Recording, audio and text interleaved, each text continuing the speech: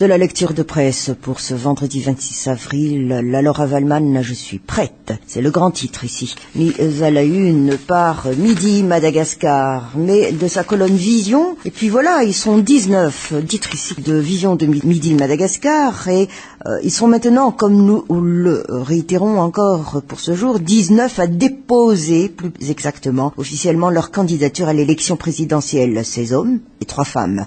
Les derniers 3 jours avant la clôture des candidatures risquent de gonfler d'une bonne dizaine encore l'effectif des prétendants à la magistrature suprême. Et la CES rendra public le 3 mai prochain la liste des candidats retenus. Aucun recours n'est possible après la promulgation. Et de bonnes sources nous dit Vision de Midi Madagascar, certains candidats ne se seraient pas encore acquittés des 50 millions d'arrières de caution. Ils seront éliminés s'ils ne les fournissent pas dans les délais impartis. Des observateurs pensent que certains de ces candidats qui ne sont pas en règle ont tout simplement effectué une publicité de leur personne en déposant leur dossier, en sachant bien qu'il sera rejeté. Il ne l'orle pas sur le poste du président de la République, mais de ministre dans le prochain gouvernement, après s'être reporté sur un candidat en lice. Mais quoi qu'il en soit, la crédibilité de cette élection soutenue par la SADC et la communauté internationale dépend de la crédibilité des candidats autorisés à participer. Si la Laura Wallmann nous fait savoir ici Vision de Midi Madagascar, candidat de la mouvance Ravalman a donc est écartée, l'élection sera amputée de la participation des 3 mouvances.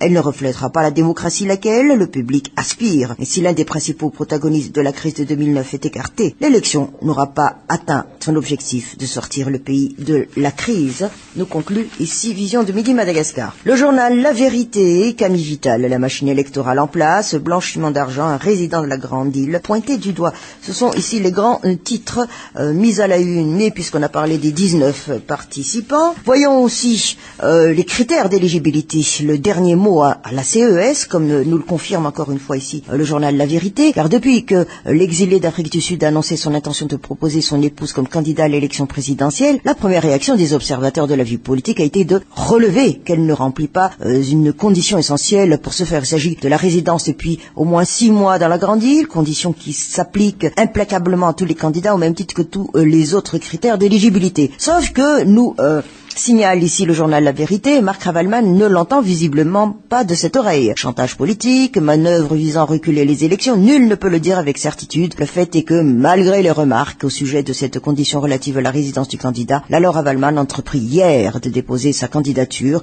pour la course à l'élection présidentielle. Et puis ici, au journal La Vérité, de nous parler des autres candidats qui vont aussi pour la même course, de même que différents acteurs politiques qui sont montés au créneau en affirmant que les conditions posées par la loi et la législation électorale en général devrait s'appliquer de la même façon pour tous les candidats. Et comme l'a fait remarquer le candidat Patrick Raharman, entre autres, eh bien, personne ne devrait être avantagé par rapport à d'autres au motif de l'application de la feuille de route. Or, c'est justement ce que la mouvance Ravalman nous fait savoir ici, le journal La Vérité, qui invoque la suprématie de la feuille de route par rapport aux lois nationales réclamées. Ironie du sort, il s'agit d'une situation que Marc Ravalman en a imposée à une autre personnalité politique à l'époque où il était aux commandes. Faut-il rappeler en effet que l'ancien président, pour justifier son refus catégorique de laisser Pierrot Radzonerville revenir à Madagascar, a allégué que ce dernier ne remplissait pas les critères d'éligibilité requis. Et dans ce contexte, eh bien, les yeux sont rivés sur la CES en ultime recours. En effet, cette entité est la seule pouvoir faire la différence, car il revient de décider lesquels des candidats ont rempli les conditions et lesquels ne l'ont pas fait. Doit-on une fois de plus mettre entre parenthèses l'application de la loi au profit soi-disant de l'application de la feuille de route? C'est une question ici posée par le journal La Vérité, suivie d'une autre.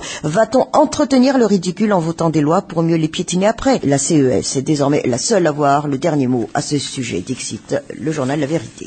Madagascar Matin, révélation sur les procédés de blanchiment, un travail souterrain de fourmis.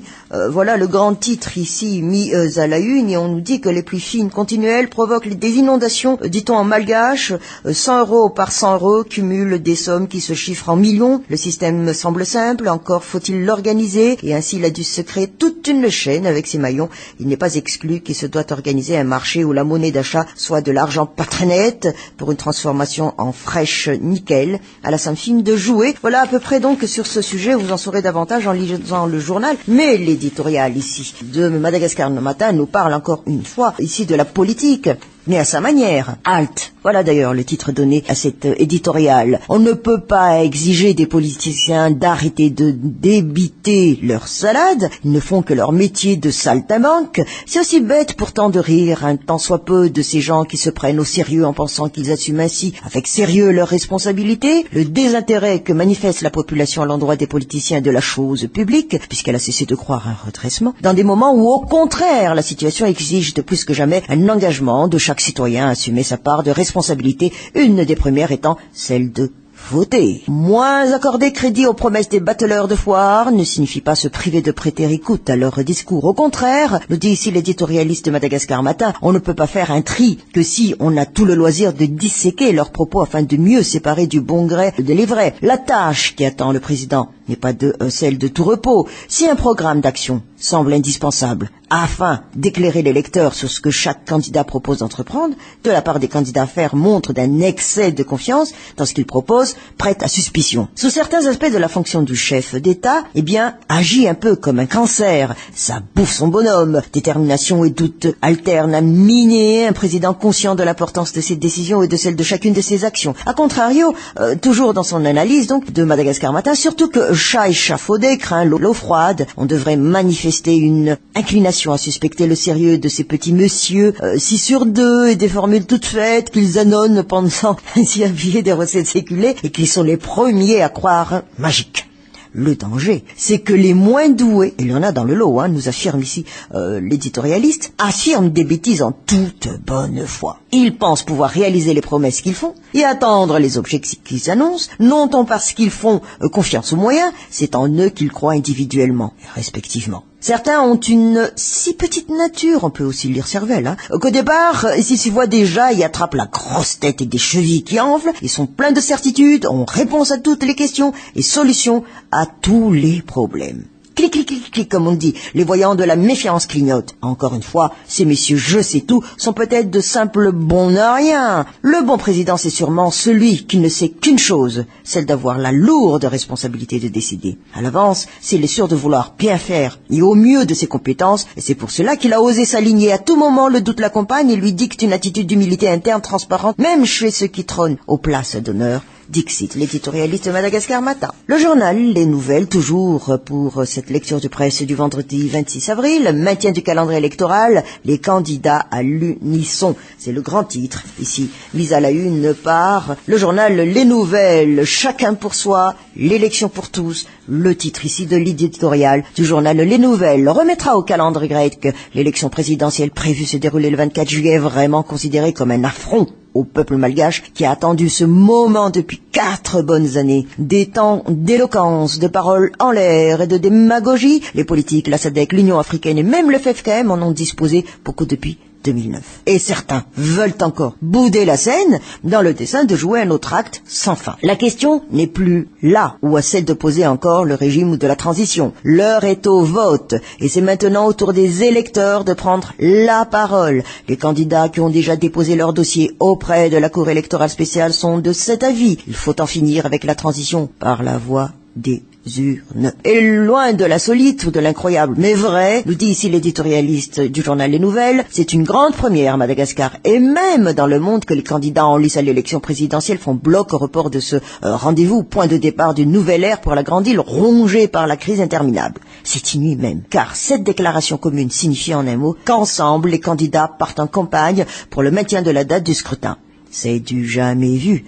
Mais c'est indispensable. Dans les franges de personnes, l'identité ont des idées derrière la tête. Pour une entité dans l'adversité, c'en est vraiment une. À l'unisson, les candidats ont clairement fait savoir aux esprits mal intentionnés que la seule et unique voie pour la promotion et la préservation du respect des droits de l'homme est la tenue de cette élection. Priver les électeurs de leurs droits est contraire au principe de la démocratie et bafoue même leur statut de citoyen. Mais toujours dans son élan à l'éditorialiste du journal Les Nouvelles d'enchaîner que sans conteste. Après des mois, voire des années de préparation d'ailleurs, la date est déjà annoncée pour ne pas dire fixée, sans parler du bon déroulement des préparatifs. Il est tout à fait logique que les prétendants au poste de président montent au créneau. La suite s'annonce déjà palpitante, d'autant plus que le FFKM persiste et signe en silence l'organisation d'un deuxième conclave. En fait, reste à savoir si cette déclaration solennelle aura sa suite, une fois que le camp adversaire aura tenté de disposer de cette autre forme de liberté d'expression des candidats et des électeurs. Il ne faut pas oublier que la voix de Dieu, c'est la voix du peuple.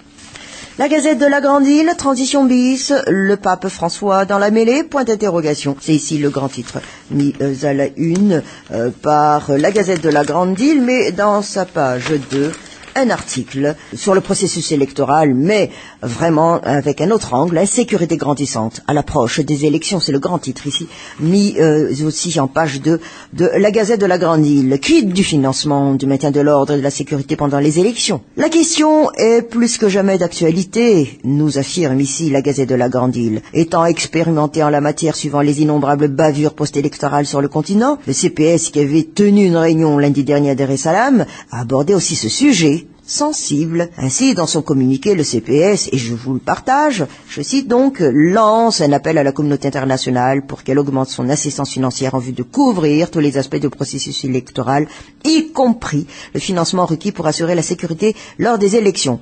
Fin de citation. Étant donné que ces dépenses ne sont pas prises en compte par le PACEM, c'est-à-dire le programme d'appui au cycle électoral à Madagascar, pour le moment, eh bien, le président de la CENIT a déjà remis les premiers responsables de la sécurité du pays, entre autres donc, rappelons-le, le commandant de la gendarmerie nationale, le général Richard Avalman, à sa place. Et puis, pour la petite histoire, nous fait en rappel ici la Gazette de la Grande Île, compte tenu aussi des moyens dont elle dispose, tant au niveau financier que ressources humaines, les forces de l'ordre malgaches réclament 14 milliards d'ariards de la CENIT pour pouvoir assurer dans les règles de l'art la sécurité avant, pendant et après les scrutins. Mais la demande a été rejetée par la représentante résidente du programme des Nations Unies pour le développement à Madagascar, et non moins coordinatrice du système des Nations Unies, qui a soutenu que la sécurité, c'est l'affaire de l'État malgache. Pourtant, nous offre encore ici la Gazette de la Grande Île à travers son article, l'État malgache en temps normal, cafouille un peu avec les histoires d'insécurité en milieu urbain et rural, alors qu'on sait pertinemment que le phénomène de Dahal et de feux de brousse à d'autres types de perturbations et d'insécurité sont toujours étroitement liés avec la conjoncture politique du pays. On aurait même tenté de parier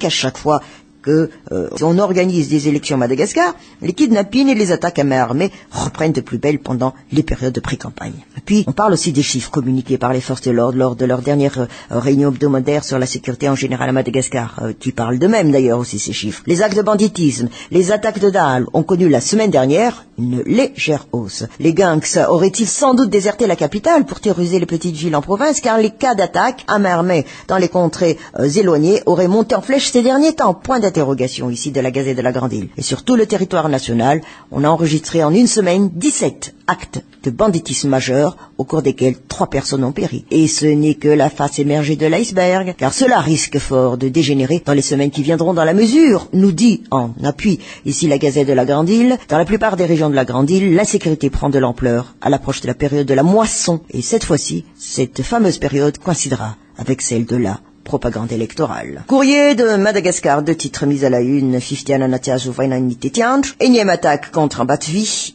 inepte, stupide et insensé. Voilà les 2 titres ici de Courrier de Madagascar pour sa page 1.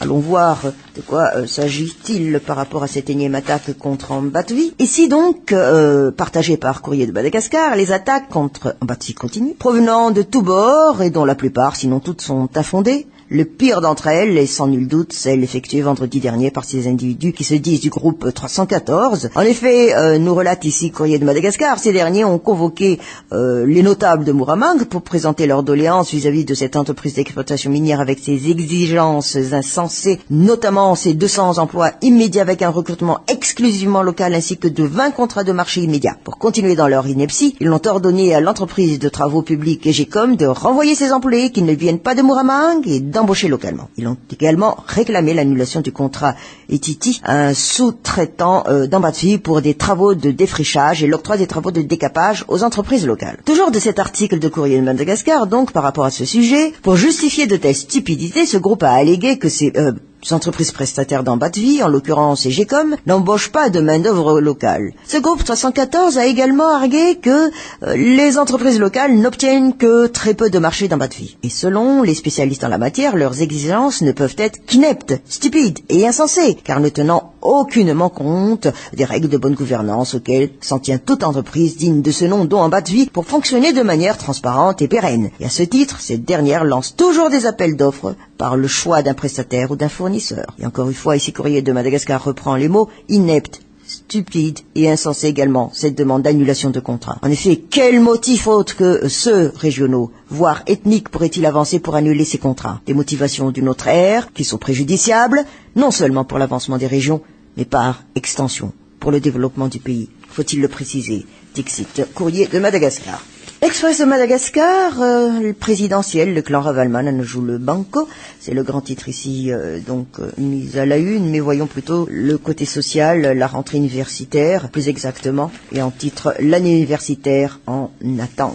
La rentrée officielle de l'université d'Antananarivo sera connue la semaine prochaine. C'est la conférence des présidents des universités et le ministère de l'enseignement supérieur qui vont trancher mardi, a fait donc savoir le professeur Pandra Manuela, président de l'université d'Antananarivo. Même si la standardisation de la rentrée académique n'existe plus, eh bien, le ministère de l'enseignement supérieur veut sauver la face durant cette conférence des présidents. En effet, nous enchaîne ici l'Express de Madagascar. L'université de Mahajanga a déjà entamé ses cours de l'année universitaire 2012-2013 depuis le mois d'octobre 2012, alors que certains départements de l'université d'Antananarivo en sont toujours aux examens de deuxième session de l'année 2011-2012. Et puis, ne souhaitant pas polémiquer aussi sur le déroulement de la prochaine année universitaire, eh bien, le président du syndicat des enseignants-chercheurs supérieur, le CCS donc, a affirmé que les examens finaux se déroulent actuellement dans le calme. Toutefois, il interpelle l'État à payer les droits d'enseignants-chercheurs pour éviter toute perturbation. Cela veut dire ce que ça veut dire déjà. Mais il n'y aura pas que le fonctionnement de l'université qui sera à l'ordre du jour lors de cette conférence des présidents. Nous partage encore ici l'Express de Madagascar. Le sort des 2 nouveaux bâtiments destinés à loger les étudiants de l'université d'Antananarivo sera également au menu. Et l'on termine notre lecture de presse. Nous sommes vendredi, rappelons-le, vendredi 26 avril, avec reflet inséré dans le journal Les Nouvelles Courrier de Madagascar qui nous met en titre projet de transition bis, la fin de non-recevoir. Mais puisqu'on a parlé de l'enseignement, mais cette fois-ci au niveau des collèges, eh bien ici à reflet de nous parler d'un sujet très inquiétant, toxicomanie juvénile, prolifération des drogues dures dans les collèges. Des drogues dures, héroïne et cocaïne, en petite quantité de moins de 100 grammes, se répandent actuellement dans certains établissements scolaires de la capitale, et selon les informations transmises par une association œuvrant dans la lutte contre la drogue, nous précise ici Reflet. Et puis, elles sont vendues donc le plus souvent sous forme de comprimés ou de bonbons, dont le prix varie de 2000 à 30 000 arrières. Les mêmes informations précisent que la vente et la prise de ce genre de stupéfiants concernent surtout les établissements conventionnés, suivant donc les programmes scolaires des pays étrangers. Étant donné leur prix élevé, eh bien, ce ne sont pas tous les jeunes qui peuvent se permettre de s'en procurer. Et à noter que l'huile concentrée de cannabis est classée dans la catégorie des drogues dures. Or, nous fait savoir cet article de Reflet, évolution des mœurs étant, certains parents autorisent leurs parents à fumer de la cigarette sans savoir que le plus souvent, le tabac contenu dans les tiges des cigarettes est au préalable enduit d'huile de cannabis. Dans certains milieux, l'huile de cannabis est fondue dans des pâtisseries comme les galettes ou encore des cakes et dont la portion se vend à prix d'or. La curiosité, la tentation d'essayer sont souvent à l'origine de la prise de drogue chez les jeunes. Avec des drogues plus, ce qu'on dirait, dans leur terme, jargon, douce, il leur est toujours possible de faire machine arrière. Mais le fait est que pour les drogues dures, ils ont de fortes chances de devenir dépendants avant même de s'en rendre compte. Et l'attrait pour ces dernières tient au fait qu'elles produisent des effets instantanés. Or, c'est aussi le danger, car elles créent plus rapidement un lien de dépendance solide nécessitant une prise régulière. Et pour ceux qui sont issus de milieux aisés, eh bien, le problème ne se pose pas tellement, dans la mesure où on trouve toujours des moyens de s'en procurer. Le problème se pose surtout pour ceux qui ont essayé, qui sont habitués, mais qui n'ont pas les moyens d'entretenir leur dépendance. Et c'est souvent l'origine de la dégringolade dans le vol, l'escroquerie, ni autre délit pour pouvoir à l'argent, car les crises de manque pour les drogues dures peuvent conduire au décès.